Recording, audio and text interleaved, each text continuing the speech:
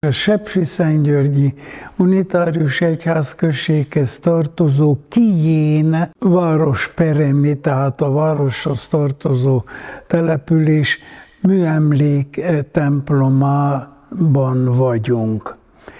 Ez a templom érdekes módon a reformáció után megmaradt a mindvégig kis létszámmal rendelkező unitárius egyházközség, most már leányegyházközség tulajdonába.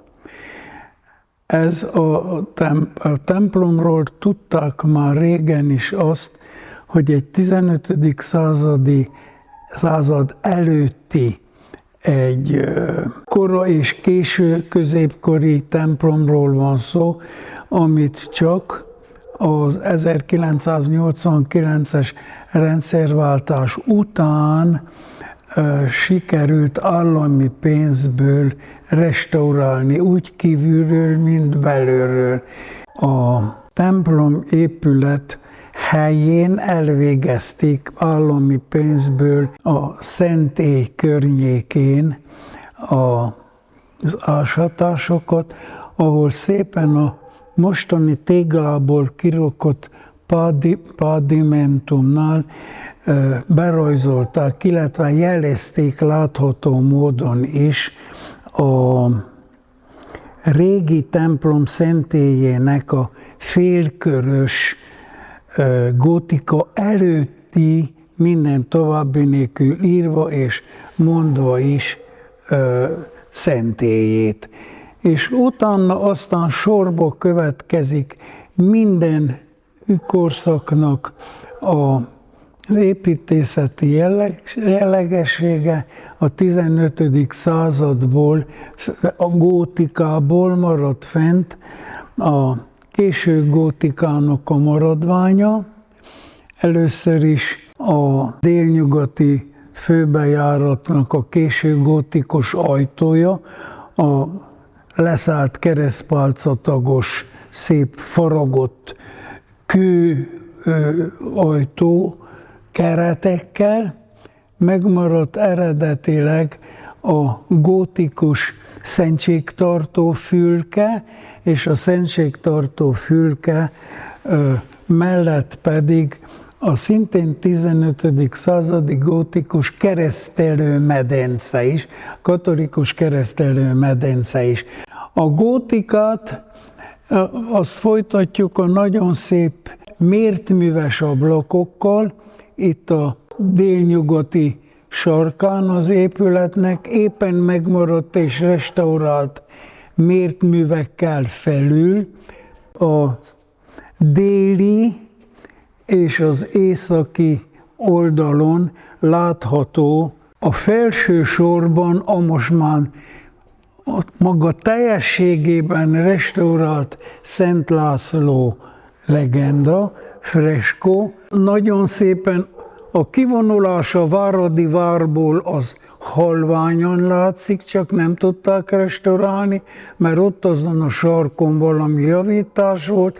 Kivonulásnak a vége a Váradi várból, akkor a harcok, Szent László királynak a harca a kunokkal, az ő lova itt is fehérbe, a kun vitéznek a lova pedig sötétebb színű, pejszínű állat, utána pedig következik még látható az a rész, ahol Szent László elkapta a nyakát a kun vitéznek, amelyik ellopta a magyar leányt, és a leány pedig a bárgyával belevág a kun vezér horgasinába.